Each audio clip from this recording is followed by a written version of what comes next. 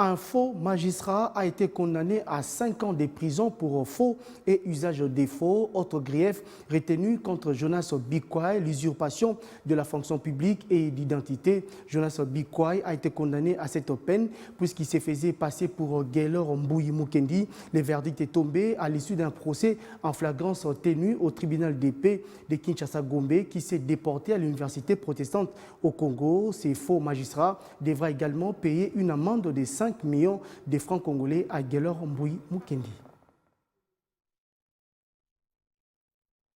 La cour de l'université protestante du Congo s'est transformée de circonstances en un prétoire. Le tribunal de paix de Kinshasa-Gombe s'y est déporté pour juger l'affaire qui opposait Gaylor Mbouyi Mukendi à Jonas Bikwai. Gaylor Mbouyi Mukendi, l'un des 2500 magistrats nouvellement recrutés, ne touchait pas son salaire. Pendant 2 mois, il a été privé de son dû puisque Jonas Bikwai se faisait passer faussement pour lui.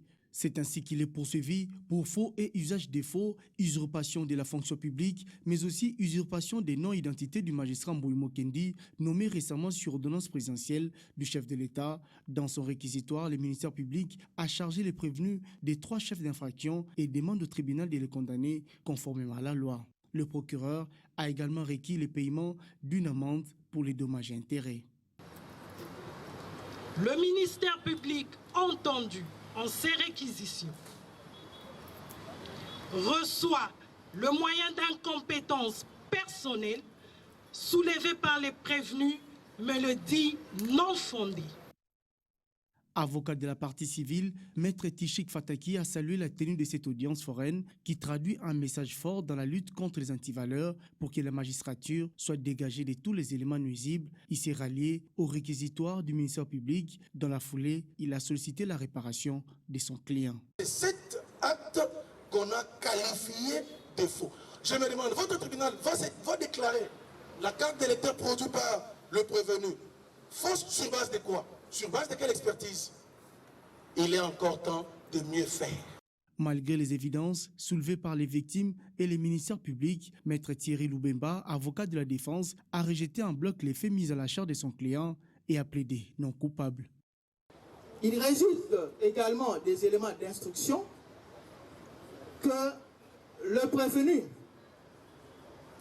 bien que dans sa stratégie de défense, n'a pas dérouté le tribunal, est passé aux aveux quant à la matérialité et à la cristallisation de cette infraction. Après avoir dirigé les débats, écouté les réquisitoires du ministère public, les conclusions de la partie civile et les plaidoiries de l'avocat de la défense, les juges du tribunal de paix de Kinshasa-Gombe ont rendu le verdict. Ils ont condamné le prévenu pour les griefs retenus contre lui.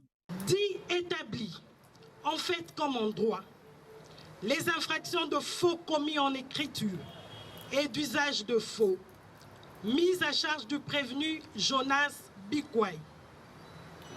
En conséquence, le condamne à 5 ans de servitude pénale principale pour les infractions de faux commis en écriture et d'usage de faux.